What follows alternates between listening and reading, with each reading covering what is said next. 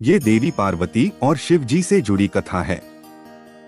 देवी सती ने देह त्याग दी थी और सती के वियोग में शिव जी ध्यान में बैठे हुए थे। एक दिन शिव जी के पास हिमाचल राज और उनकी पुत्री पार्वती पहुंच गई। हिमाचल राज के मन में था और पार्वती जी भी चाहती थीं कि मेरा विवाह शिव जी के साथ हो जाए, लेकिन शिव जी तो तप कर रहे थे।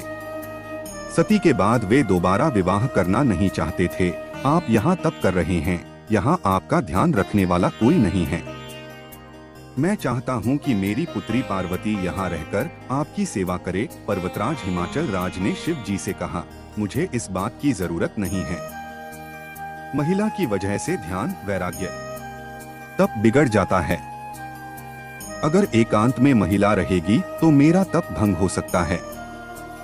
इसलिए आप मुझे क्षमा करें और अपनी पुत्री को यहाँ से ले जाइए। शिव जी ने हिमालय राज को जवाब दिया। हिमालय राज और शिव जी की बातें देवी पार्वती बहुत ध्यान से सुन रही थीं। आप कह रहे हैं कि आप तप कर रहे हैं, तो जब आप तप ही कर रहे हैं तो आपको ये आभास कैसे होगा कि ये शरीर महिला का है और ये शरीर पुरुष का है? पार्वती जी ने शिव जी से पूछा। देवी पार्वती की ये बात सुनकर शिव जी हैरान हो गए, क्योंकि देवी ने बात बहुत बुद्धिमानी की कही थी।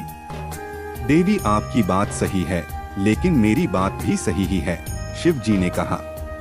इसके बाद शिव जी ने हिमाचल राज से कहा कि आप चाहें तो समय समय पर कुछ देर के लिए देवी पार्वती यहाँ आ सकती हैं और यहाँ की व्यवस्था सुधारकर वापस लौट सकती है। इस कथा में शिव जी और पार्वती जी ने संदेश दिया है कि हमें अकेले में अपनी भावनाओं पर नियंत्रण रखना चाहिए। अकेलेपन में ही व्यक्ति की भावनाएं गलत दिशा में भटकती हैं, बुरे विचार जागते हैं। इसलिए एकांत में भावनाओं पर नियंत्रण रखें। जो लोग पूजा पाठ, तप और ध्यान करते हैं, उन्हें पूरी तरह एकाग्रता के साथ डूबकर ये काम करना चाहिए। तभी मन गलत दिशा में नहीं भटकेगा। दोस्तों, ऐसे ही और वीडियोस के लिए हमारे चैनल विवेक स्टोरीज को सब्सक्राइब करें।